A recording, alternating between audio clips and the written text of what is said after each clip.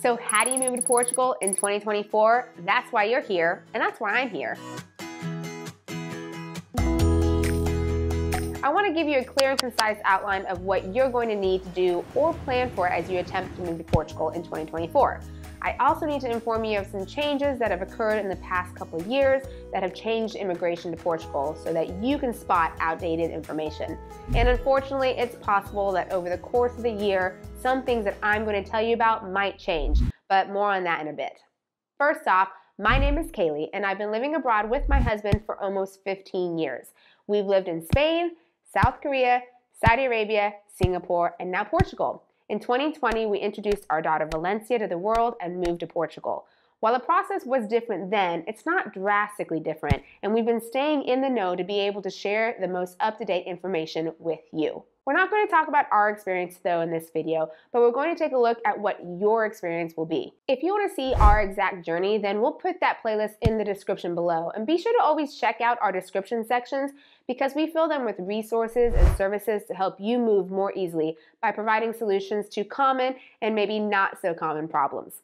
First thing we recommend, it's not obligatory, but it's good to establish solid reasons for making this move and why Portugal is a place you want to move to.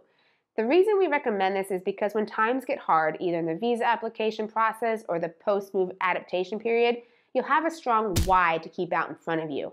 Imagine moving on a whim like, let's say, Sally, because a vacation to Portugal back in 2022 was awesome. The landscape was incredible, the food was cheap, but then like her, you get here, and after 6 months, you've done all the day trips you'd like, you've had enough Portuguese food for the next month, and prices have gone up. Having a strong why will increase your chance of success tremendously, and success is obviously what we're going for here. It's not necessary to do a scouting trip before moving, but if you're able to, this will allow you to check out different regions and cities of the country. Finding your location is important to how you will adapt. Everyone has different desires and must-haves for where they live, so make a list of yours and definitely discuss this with your family so you're all on the same page. Please don't think it's as simple as moving here and traveling around for a year, spending a month in each region of the country. Yes, it's possible to do this, but there are bureaucracy implications for things like this, which could have a real impact on your own transition to Portugal. We created a video of the top 12 places to move to in Portugal in 2024, so that might be a good jumping off point for you. We also have loads of city and neighborhood guides. All you have to do is search keywords on our channel to find what place you're looking for. With viewer interest and financial support on Patreon, we're slowly covering as many areas of the country as possible so you have it in our library of content. A main factor to consider is what you desire your monthly budget to be. If you're on a fixed income, you'll know places you shouldn't move to because of the cost of living being too high. If you have some flexibility, you'll want to check those regular monthly costs like rent, utilities, maybe schooling if you have kids, things like that. Obviously, costs like going out to eat and groceries will fluctuate depending on your lifestyle. Lisbon is currently expensive, but that's no surprise because it's a capital city and has a wide variety of amenities. Then you move down the list of cities by population, you have Porto, Braga, so think about size and amenities for you. There are plenty of beautiful smaller cities and towns around Portugal that could fit your lifestyle and budget. This is also a good time to mention weather. Now, the north gets a bad reputation for being cold, but remember, let's put this in perspective. Cold is different for everyone. I always joke that a Canadian would laugh at people calling the north of Portugal cold. However, if you're looking for the most sunshine and heat, then you'll want to explore the Algarve. Choose wisely though, as tourist season can get, well, a little hectic. So lots to consider with location.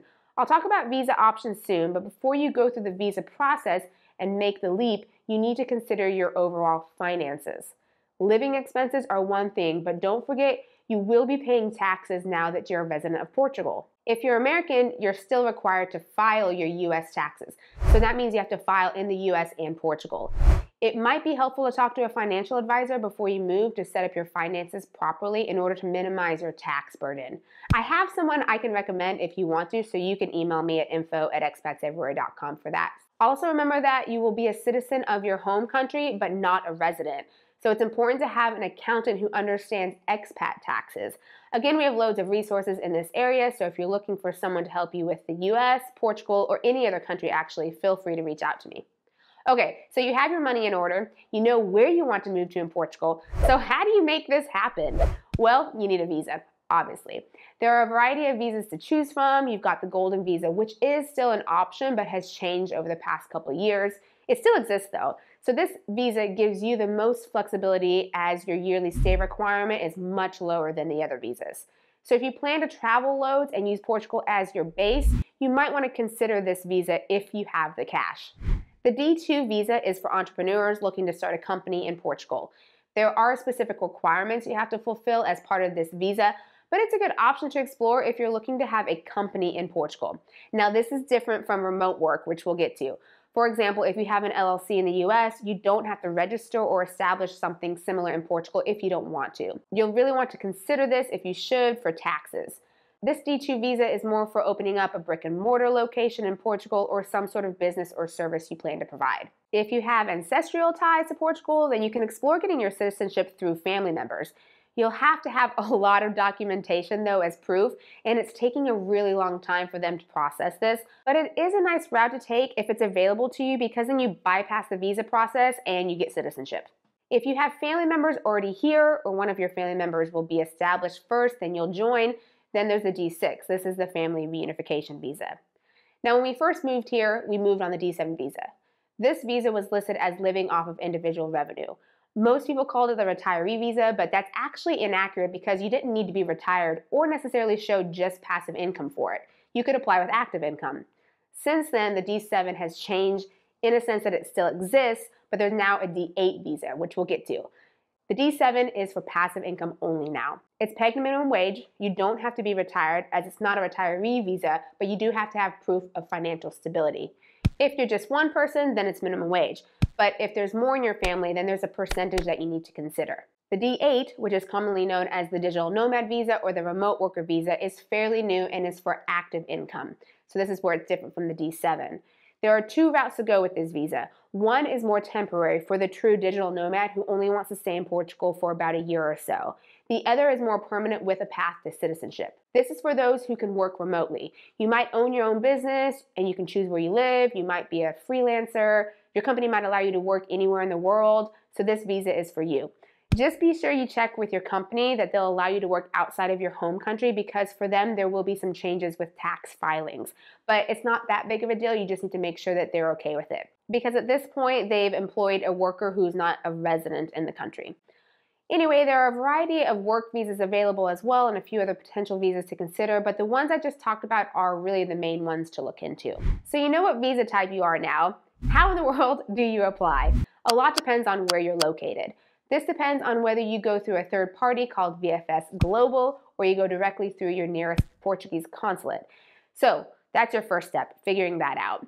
What is your jurisdiction? VFS is used all over the world, but that doesn't mean that you'll need to go through them to get your visa processed. So what is VFS Global or who is VFS Global? They're a visa outsourcing service that many countries use. So you might have to book an appointment through them to submit your visa application. Their website will help you understand who they are and if you have to use them. After you figure that out, you need to explore making an appointment to submit your application. This will give you a time and location reference.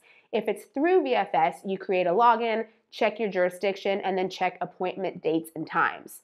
What do you need at this appointment? It depends on your visa type, but you'll need definitely proof of financial stability. For example, this could be a pension for the D7 or a work contract for the D8. You'll need funds in your home country bank account and also in a Portuguese bank account. Proof of finances can be shown in many different ways, but it's always best to show as much as possible. You'll also need a background check. This is the highest level background check that your home country offers you. So for those in the US, it would be an FBI background check. You'll need to get your fingerprints done and then submit that. Medical insurance with repatriation and an accommodation lease or proof of place to live are two other things that are on the list of things that you need. There are other documents and things you need as well, but instead of listing everything in this video, I have a list I can send you. So if you want that, then email me. We also have a DIY course for the D7 and D8 visas with all of the lists you need, along with videos, resources, recommendations, and more to get your visa on your own. I'll put those links in the description. Before going through this whole application process, you need to figure out if Portugal is for you, because it's really not for everyone. You need to be comfortable with bureaucracy, or maybe, I don't know, patient with bureaucracy. You'll get outside of your comfort level with the language learning and just doing new things. It's okay, but just be prepared. If you do decide to move, make sure you take care of yourself emotionally. You'll be saying goodbye to friends and family members. Maybe you're having to get rid of 20 years of material items in a house you've lived in forever. It can be daunting, but instead of letting it scare you, enjoy the process. We have loads of videos on how to prepare yourself, but I also do one-on-one consultations because everyone is different and has a unique situation. So I'm happy to help you with yours. The link to book a call with me is on the screen and it's also in the description. Also, if you want to check out those DIY courses so you have a little assistance but get your visas on your own, then you can find those links in the description too. Now, let's get moving.